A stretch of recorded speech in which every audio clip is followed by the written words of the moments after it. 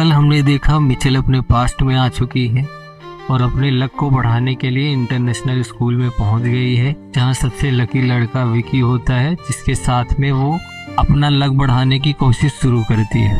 अब आगे जैसे ही विकी को पनिशमेंट मिलती है, मिचेल आगे आती है और कहती है कि सर इनकी जगह पर मैं जा सकती हूँ, और टीचर भी मान जाता है, जिससे वह खुशी खुशी वहाँ से निकल जाती है और टीचर पढ़ाना शुरू कर देता है। और उसी पढ़ाई के दौरान एक लड़का पीछे से आकर के पूछता है कि क्या उस लड़की को तुम पहले से जानते थे, तुम्हारा उसका चक्कर क्या है, ऐसे वैसे बातें कर रहा था। तो विकी को भी कुछ समझ में नहीं आया, उसने कहा मैं नहीं जानता, लेकिन मैं इतना सुंदर हूँ और कोई भी लड़की मुझ पर मर रही है तो मैं क्या कर सकता हूँ भाई। तो ऐसे खुद को मजेदार तरीके से ट्रीट करता है। लेकिन तभी वो दूसरा आदमी बताता है कि अरे भाई 30 चक्कर तुम्हारे लिए मार रही है। तो यह बात उसके दिमाग में भी खटकती है और उसी लड़के को वो भेज देता है कि बाकी चक्कर जाओ तुम पूरा करके आओ। अब लड़का न चाहते हुए भी उसे जाना पड़ता है और वो जाता है ग्राउंड में। मिचेल ग्राउंड के लैप्स लगा रही होती है और वह लड़का उससे कहता है कि मुझे विक्टर ने भेजा है, बाकी तुम्हारा चक्कर मैं लगाऊंगा, अब तुम जा करके आराम कर सकती हो। लेकिन वो बिल्कुल नहीं मानती है। मिचेल कहती है 12 ही किलोमीटर है, मुझे कोई दिक्कत नहीं है, और वह खुशी खुशी वहाँ से चली जाती है। अब वह लड़का फिर से आता है, ये बताता है वह नहीं मान रही है, वह खुशी खुशी पूरा चक्कर लगा रही है। तो फिर से सोचता है कि क्या मैं इतना सुंदर हूँ, अरे भाई मैं बहुत सुंदर हूँ, इसीलिए तो वो ये कर रही है। और यही सब सोच रहा होता है, तभी उसके परिवार से जैकी का फोन आता है। उसे भी यह बात पता चल गई होती है, तो वह उसका पहले तो मजाक बनाता है, लेकिन फिर वही बात दोहराता है विक्टर कि मैं बहुत सुंदर हूँ, इसीलिए वो मेरे लिए ऐसा कर रही है, तुम लोगों के लिए कोई ऐसा नहीं कर सकता है, ये वो फलाना ढिमकाना, ये सारी बातें उसको बताता है। तभी जैकी कहता है कि सावधान रहना, हो सकता है उसको तुमसे कुछ चाहिए हो, पैसा वैसा का चक्कर हो, या तुम्हें लूटने के चक्कर में तुम्हारे साथ ऐसा कर रही है। तो यह बात सुन करके विक्टर भी थोड़ा सा सीरियस हो जाता है, उसे भी समझ में नहीं आता कि कहीं ये बात सच तो नहीं है। तभी टाइम गुजरता है और लैप्स लगा करके मिचेल अपने कमरे में पहुंच चुकी है। वह खुद से बातें कर रही है कि बड़ा पसीना हो गया, ये वो इधर उधर की। और तभी वो अपने पॉट को देखती है तो उसके पॉट में 3 पौधे आ गए होते हैं, जिसे देख करके वो खुश हो जाती है कि उसका प्लान काम कर रहा है।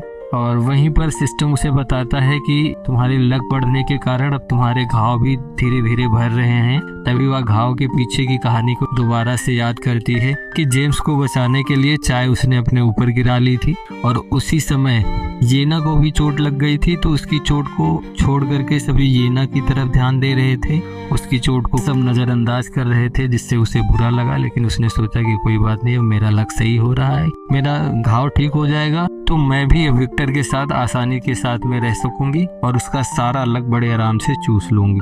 और वह विक्टर के बारे में सोचती है।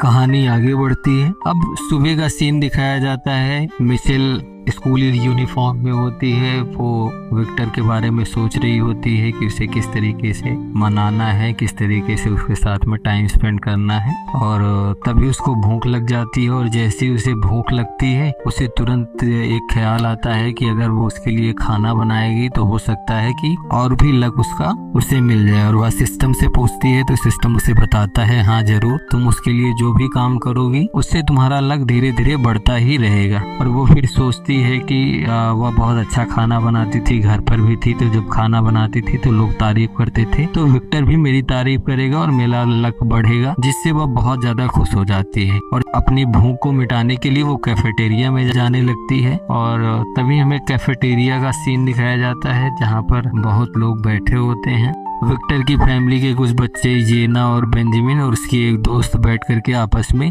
बात कर रहे होते हैं। यहाँ पर भी मिचेल की ही बात हो रही होती है, और क्योंकि यहाँ बताया जा रहा है कि अभी तक मिचेल लिनार्ड के साथ में रिलेशनशिप में थी, लेकिन पता नहीं क्या हो गया, अब वह विक्टर के पीछे पड़ गई है, घर भी छोड़ दिया है। और येना उस बेंजामिन को इंसिस्ट करती है कि किसी तरीके से तुम मिचेल को घर लेकर के आओ, ये अच्छी बात नहीं है। आपस में यही सब बात कर रहे होते हैं। तभी बेंजामिन बेंजामिन को गुस्सा आ जाता है कि फर्जी वाली भक्ति मत किया करो, उसका जब मर्जी होगा आएगी, नहीं तो मत आए, मुझे उससे कोई लेना देना नहीं। और तभी इनके बात चल ही रही होती है, तभी मिचेल वहाँ आती है और मिचेल के आने पर सब लोग शांत हो जाते हैं। और जैसे ही मिचेल आती है तो बेंजामिन को लगता है कि उसे सॉरी बोलना चाहिए। वो खड़ा होता है, उससे बात करने की कोशिश करता है, लेकिन मिचेल उसे इग्नोर करके आगे चली जाती है और खाना लेती है और आकर के बैठ जाती है। जैसे ही वो अपने मास्क को उतारती है खाने के लिए, तभी उसकी फ्रेंड आ जाती है हाना, और वह उसे बताती है कि ये जो तुमने केक बनाया था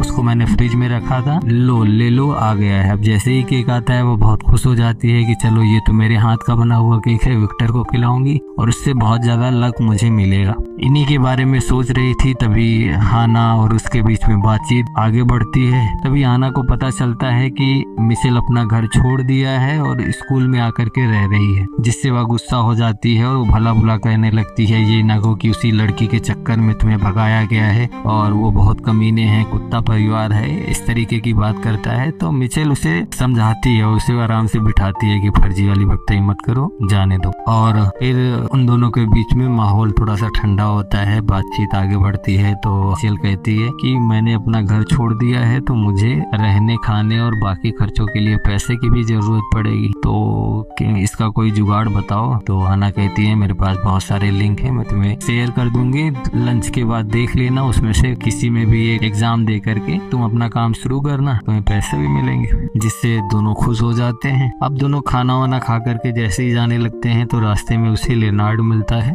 और वह उससे बात करने की कोशिश करता है, लेकिन वह उसे टोटली इग्नोर करती है। जिससे उसका दोस्त कहता है कि तुम उस लड़की के साथ में उस दिन खड़े थे इसीलिए वो तुमको इग्नोर कर रही है। लेकिन लेनार्ड को याद नहीं होता है कि किस लड़की के सामने। तब वो बताता है कि जब तुम बास्केटबॉल खेल रहे थे तो मिचेल भी वहीं थी और वो लड़की तुमको पानी दे रही थी और वो सब कुछ देख रही थी, हो सकता है उसी की वजह से तुमसे गुस्सा हो। लेनार्ड अपनी दलील देता है कि नहीं, मैंने तो पानी पिया भी नहीं, मैंने तुमको दे दिया। तो दूसरा लड़का कहता है उससे कोई मतलब नहीं है, अब उसने देख लिया है, अब वो तुमसे बात नहीं करने वाली। अब दोनों आपस में परेशान होते हैं और हाना वहाँ से चली जाती है। इसी के साथ आज का एपिसोड यहीं खत्म होता है। हम कल फिर से मिलेंगे, इस कहानी को आगे बढ़ाएंगे। तब तक के लिए बने रहिए, वीडियो को लाइक कीजिए, कमेंट कीजिए, शेयर कीजिए और सब्सक्राइब करना बिल्कुल मत भूलिएगा। Thank you.